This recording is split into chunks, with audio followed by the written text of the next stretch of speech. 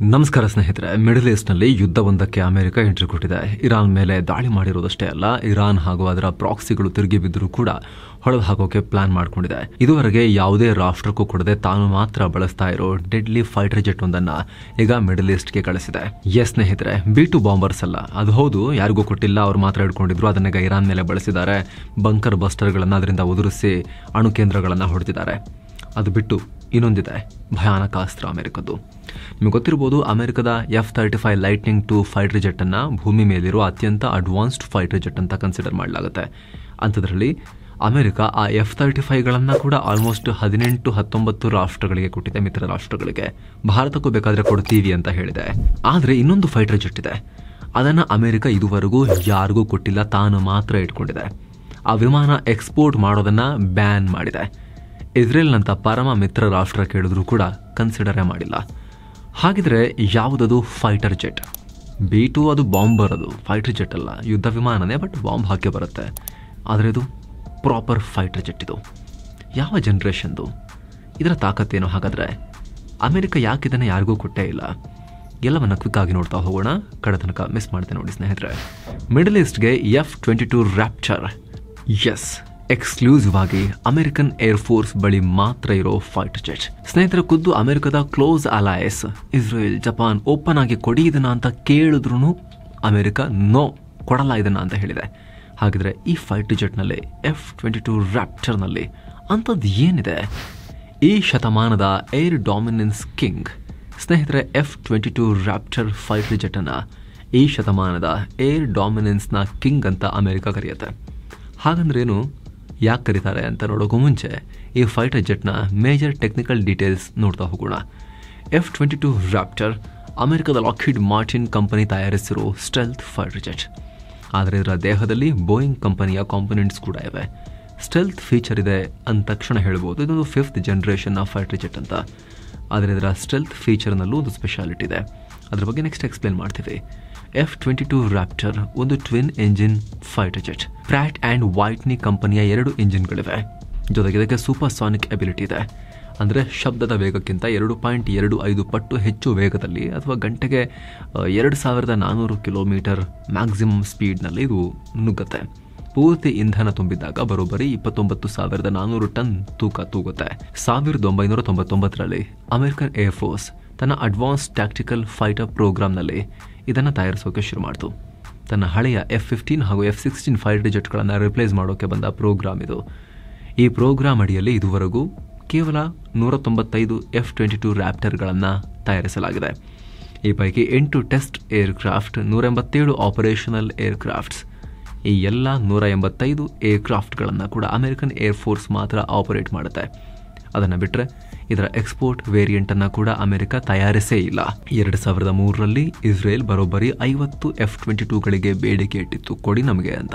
ಆದರೆ ಅಮೆರಿಕ ಯಾವ ರೀತಿ ಪ್ರೈಸ್ ಹೇಳ್ತು ಅಂದರೆ, ಇಸ್ರೇಲಿಗೆ ಬೇಡ ಅನ್ನೋಕ್ಕಾಗಲ್ಲ ಅಂತ ಹೇಳಿ ಹೆವಿ ದುಬಾರಿ ಪ್ರೈಸನ್ನು ಹೇಳಿಬಿಡ್ತು. ಅಂತ ಮಿಡಲ್ ಈಸ್ಟ್ನ ಶ್ರೀಮಂತ ರಾಷ್ಟ್ರ, $50,000 ಹೆಚ್ಚಿನ ಪರ್ ಕ್ಯಾಪಿಟಲ್ ಇನ್ಕಮ್ ಇರೋ ಇಸ್ರೇಲ್, ನಮ್ಮ ಕೈಲಾಗಲ್ಲ, ಅಮೆರಿಕ ಹೇಳ್ತಿರೋ ರೇಟ್ ಕೊಟ್ಟು ತೊಗೊಳಕ್ಕೆ ನಮ್ಮ ಕೈಲಿ ಸಾಮರ್ಥ್ಯನೇ ಇಲ್ಲವೇ ಇಲ್ಲ, ಅಫೋರ್ಡ್ ಮಾಡೋಕ್ಕಾಗಲ್ಲ ಅಂತ ಆಸೆ ಬಿಟ್ಟು ಅದರ ಬದಲಿಗೆ F-35ಗಳನ್ನು ಪರ್ಚೇಸ್ ಮಾಡಿದ್ರು. ಜಪಾನ್, ಆಸ್ಟ್ರೇಲಿಯಾ ಕೂಡ ಇದಕ್ಕೆ ಬೇಡಿಕೆ ಇಟ್ಟು ಅಮೆರಿಕ ಕೊಡದೇ ಇರೋದಕ್ಕೆ F-35ಗೆ ತೃಪ್ತಿ ಪಡ್ಕೊಂಡ್ರು. ಹಾಗಿದ್ರೆ ಅಮೆರಿಕ ಇದನ್ನು ಯಾಕೆ ಆ ರೀತಿ ತನ್ನ ಕಿರೀಟದ ವಜ್ರದ ರೀತಿ ಕಾಪಾಡಿಕೊಳ್ತಾ ಇದೆ, ಯಾರಿಗೂ ಕೊಡ್ತಾ ಇಲ್ಲ? ಇನ್ ಸೀಕ್ರೆಟ್, ಕ್ಲಾಸಿಫೈಡ್ ಫೀಚರ್ಗಳ ಫೈಟರ್ ಜೆಟ್. ಸ್ನೇಹಿತರೆ, ಕ್ಲಾಸಿಫೈಡ್ ಫೀಚರ್ಸ್ ಅಂದರೆ ಇದುವರೆಗೆ ರಿವೀಲ್ ಆಗದ, ಬೇರೆ ಯಾವುದೇ ಫೈಟರ್ ಜೆಟ್ಗಳಲ್ಲೂ ಇಲ್ಲದ ಫೀಚರ್ಸ್. ಇದರ ವಿಶಿಷ್ಟ ಸ್ಟೆಲ್ತ್ ಟೆಕ್ನಾಲಜಿ, ಎಲೆಕ್ಟ್ರಾನಿಕ್ ವಾರ್ಫೇರ್ ಸಿಸ್ಟಮ್ಗಳು ವೈರಿಗಳಿಗೆ ಅಷ್ಟೇ ಯಾಕೆ ನಮ್ಮ ಮಿತ್ರ ರಾಷ್ಟ್ರಗಳಿಗೂ ಸಿಗಬಾರದು, ಲೀಕ್ ಆಗಲೇಬಾರದು ಅಂತ ಖುದ್ದು ಅಮೆರಿಕನ್ ಕಾಂಗ್ರೆಸ್ 1998ರಲ್ಲೇ OBEY ಅಮೆಂಡ್ಮೆಂಟ್ ಮೂಲಕ ಇದರ ಎಕ್ಸ್ಪೋರ್ಟನ್ನು ಬ್ಯಾನ್ ಮಾಡಿತು. ಆ ಕ್ಲಾಸಿಫೈಡ್ ಸ್ಟೆಲ್ತ್ ಫೀಚರ್ ರಿವೀಲ್ ಆಗದೇ ಇದ್ರೂ ಕೂಡ ಅದರ ಒಂದಷ್ಟು ಗುಣಲಕ್ಷಣಗಳನ್ನು ಅಮೆರಿಕ ಬಿಟ್ಕೊಟ್ಟಿದೆ. ಇದು ಬಹಳ ಇಂಟ್ರೆಸ್ಟಿಂಗ್ ಇದೆ ಸ್ನೇಹಿತರೆ, ಗಮನ ಕೊಡಿ. ಪ್ರತಿ ಏರ್ಕ್ರಾಫ್ಟ್ಗೂ ಅದರದ್ದೇ ಆದ ರೇಡಾರ್ ಕ್ರಾಸ್ ಸೆಕ್ಷನ್ ಅಥವಾ RCS ಇರುತ್ತೆ. ರೇಡಾರ್ ಕ್ರಾಸ್ ಸೆಕ್ಷನ್ ಅಂದರೆ ಶತ್ರು ರಾಷ್ಟ್ರಗಳ ರೇಡಾರ್ ಕಣ್ಣಿಗೆ ಆ ಏರ್ಕ್ರಾಫ್ಟ್ಗಳು ಯಾವ ಗಾತ್ರದಲ್ಲಿ ಕಾಣ್ತವೆ ಅನ್ನೋದು. ರೇಡಾರ್ ಕ್ರಾಸ್ ಸೆಕ್ಷನ್ ಕಮ್ಮಿ ಇದ್ದಷ್ಟು ಯಾವ ಏರ್ಕ್ರಾಫ್ಟ್ ಅಂತ ಪತ್ತೆ ಹಚ್ಚೋದು ತುಂಬ ಕಷ್ಟ. F-22 ರ್ಯಾಪ್ಟರ್ನ ರೇಡಾರ್ ಕ್ರಾಸ್ ಸೆಕ್ಷನ್ 0.0001 ನಿಂದ 0.0005 ಮೀಟರ್ ಸ್ಕ್ವೇರ್ನಷ್ಟಿದೆ. ಜಗತ್ತಿನ ಎಲ್ಲ ಏರ್ಕ್ರಾಫ್ಟ್ಗಳ ಪೈಕಿ ಇದು ಅತ್ಯಂತ ಕಮ್ಮಿ. ರೆಡಾರ್ ಕಣ್ಣಲ್ಲಿ ಫೈಟರ್ ಜೆಟ್ ಒಂದು ಬಂಬಲ್ ಬಿ ಅಥವಾ ರಾಣಿ ಜೇನಿನ ಗಾತ್ರದಲ್ಲಿ ಕಾಣಿಸುತ್ತೆ ಅಷ್ಟೇ. ಕಂಪ್ಯಾರಿಸನ್ಗೆ ಹೇಳಬೇಕು ಅಂದರೆ F-35 ಲೈಟ್ನಿಂಗ್ 2 ಇದೆಯಲ್ಲ, ರೆಡಾರ್ ಕಣ್ಣಿಗೆ ಸಣ್ಣ ಹಕ್ಕಿ ಗಾತ್ರದಲ್ಲಾದರೂ ಕಾಣಿಸುತ್ತೆ.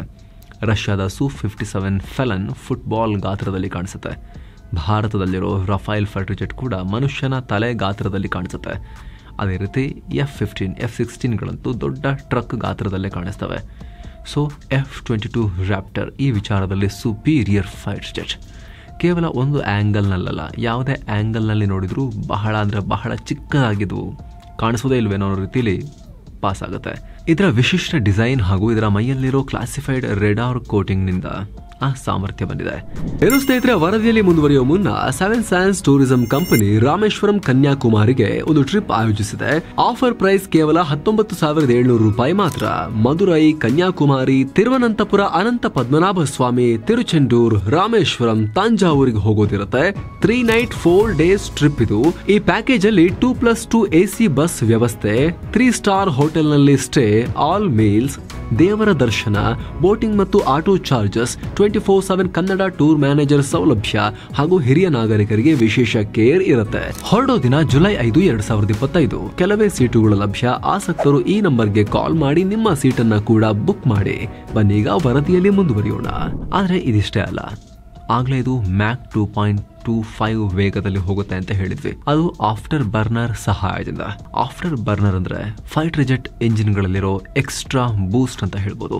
F-22 ಈ ಆಫ್ಟರ್ ಬರ್ನರ್ ಸಹಾಯ ಇಲ್ದೇನೆ ಅಥವಾ ಎಕ್ಸ್ ಬೂಸ್ಟ್ ಬಳಸದೇನೆ ಕಡಿಮೆ ಇಂಧನ ಬಳಸಿನೇ ಮ್ಯಾಕ್ 1.7ಗೆ ರೀಚ್ ಆಗುತ್ತೆ. ಅಲ್ಲೇ ಇದರ ನಾಸಲ್ಗಳಿದಾವಲ್ಲ, ಅಂದ್ರೆ ಹಿಂದೆ ಎಂಜಿನ್ ನಿಂದ ಶಕ್ತಿ ಉತ್ಪತ್ತಿಯಾಗಿ ಗ್ಯಾಸ್ ಹೊರಗೆ ಬಂದು ಥ್ರಸ್ಟ್ ಕೊಡೋ ಭಾಗ ಇದೆಯಲ್ಲ, ಅದು 2 ಡೈಮೆನ್ಷನಲ್ ಥ್ರಸ್ಟ್ ವೆಕ್ಟರಿಂಗ್ ನಾಸಲ್. ಅಂದ್ರೆ ಆ ನಾಸಲ್ ದಿಕ್ಕು ಬದಲಾಯಿಸುವುದರ ಮೂಲಕ ಗ್ಯಾಸ್ ಅನ್ನ ಮೇಲೆ ಕೆಳಗೆ ಎಡಕ್ಕೆ ಬಲಕ್ಕೆ ಹೋಗುವಂತೆ ಮಾಡಬಹುದು.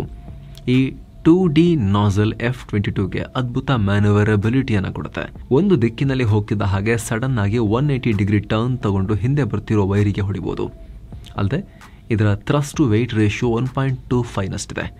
ಥ್ರಸ್ಟ್ ಟು ವೆಯ್ಟ್ ರೇಷಿಯೋ 1ಕ್ಕಿಂತ ಜಾಸ್ತಿ ಇದ್ರೆ ಫೈಟರ್ ಜೆಟ್ ರಾಕೆಟ್ ರೀತಿ ವರ್ಟಿಕಲ್ ಆಗಿ ನುಗ್ಗುತ್ತೆ. ಇನ್ಫ್ಯಾಕ್ಟ್ F-35ನ ಥ್ರಸ್ಟ್ ಟು ವೆಯ್ಟ್ ರೇಷಿಯೋ F-22ಗಿಂತ ಕಮ್ಮಿ ಇದೆ. ಜೊತೆಗೆ ಒಂದು ಬಾರಿಗೆ ಇಂಧನ ತುಂಬಿದ್ರೆ 3,000 ಕಿಲೋಮೀಟರ್ ತನಕವೂ ಹಾರೋ ಸಾಮರ್ಥ್ಯ ಹೊಂದಿದೆ, ರೇಂಜ್ ಹೊಂದಿದೆ ಇದು.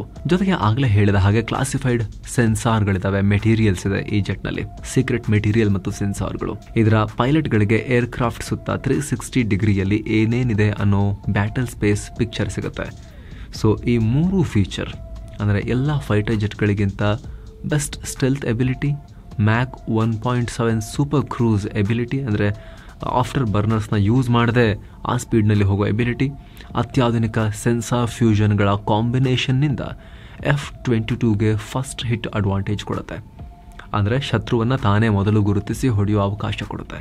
ಆಕಾಶದಲ್ಲಿ ಶತ್ರು ವಿಮಾನ ಎದುರಾದಾಗ ಈ ವಿಮಾನದ ಕಣ್ಣಿಗೆ ಬೇರೆಲ್ಲ ವಿಮಾನ ಮೊದಲು ಕಾಣಿಸುತ್ತೆ, ಆಮೇಲೆ ಈ ವಿಮಾನ ಬೇರೆ ವಿಮಾನಗಳ ಕಣ್ಣಿಗೆ ಕಾಣೋದು. ಹಾಗಾಗಿ ಮೊದಲು ಯಾರು ನೋಡ್ತಾರೋ ಅವರೇ ಗೆದ್ದಂಗೆ. ಯಾವುದೇ ಕದನದಲ್ಲದು, ಏರ್ ಬ್ಯಾಟಲ್ನಲ್ಲಂತೂ ಇನ್ನೂ ಪಕ್ಕ ಅದು. ಹಾಗಾಗಿ ತಾನೇ ಮೊದಲು ವೈರಿಯನ್ನು ಗುರುತಿಸಿ ಅವರು ಅರಿವಾಗುವಷ್ಟರಲ್ಲಿ ಇದು ಫೈರ್ ಮಾಡಿರುತ್ತೆ. ಜೊತೆಗೆ ಇದರ ಮೇಲೆ ಪ್ರತಿದಾಳಿ ಆಗುವಷ್ಟರಲ್ಲಿ ಜಾಗ ಖಾಲಿ ಮಾಡ್ಕೊಂಡು ಹೋಗಿರುತ್ತೆ. ಇದೇ ಕಾರಣಕ್ಕೆ ಇದನ್ನ ಏರ್ ಡಾಮಿನೆನ್ಸ್ನ ಕಿಂಗ್ ಅಂತ ಹೇಳೋದು. ಅಲ್ಲದೆ F-22 raptor beyond visual range ನಲ್ಲಿ ವೈರಿ ಏರ್ಕ್ರಾಫ್ಟ್ಗಳನ್ನು ಹೊಡೆದಾಕುತ್ತೆ. ನೇರವಾಗಿ ಫೈಟರ್ ಜೆಟ್ ನೋಡೇ ಟಾರ್ಗೆಟ್ ಮಾಡಬೇಕು ಅಂತಿಲ್ಲ. ಆದರೆ ಇದರ ಸಾಮರ್ಥ್ಯ ಬರೀ ಏರ್ ಸುಪೀರಿಯಾರಿಟಿಗೆ ಸೀಮಿತ ಆಗಿಲ್ಲ.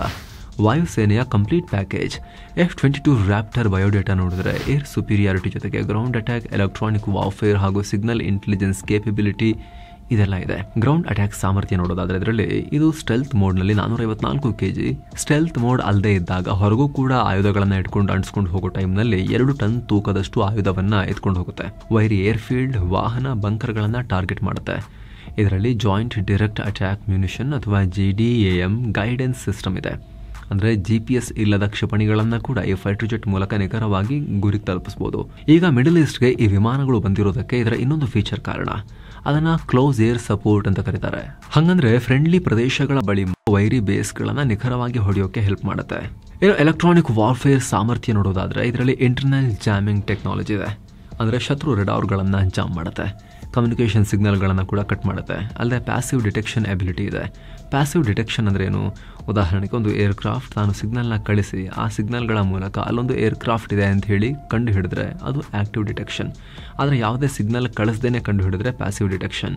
ವೈರಿ ಏರ್ಕ್ರಾಫ್ಟ್ಗಳಿಂದ ಬರೋ ರೆಡಾರ್ ಅಲೆಗಳು, ರೇಡಿಯೋ ಸಿಗ್ನಲ್, ಡೇಟಾ ಲಿಂಕ್ ಸಿಗ್ನಲ್ಗಳನ್ನು ಹಿಡಿದು ಹಾಕೋ ಅತ್ಯಾಧುನಿಕ ಸೆನ್ಸಾರ್ಸ್ ಇದರಲ್ಲಿವೆ. ಇದೇ ಕಾರಣಕ್ಕೆ ಅದನ್ನು ಕ್ಲಾಸಿಫೈಡ್ ಫೀಚರ್ಸ್ ಇರೋ ಫೈಟರ್ ಜೆಟ್ ಅಂತ ಅಮೆರಿಕ ಕನ್ಸಿಡರ್ ಮಾಡುತ್ತೆ.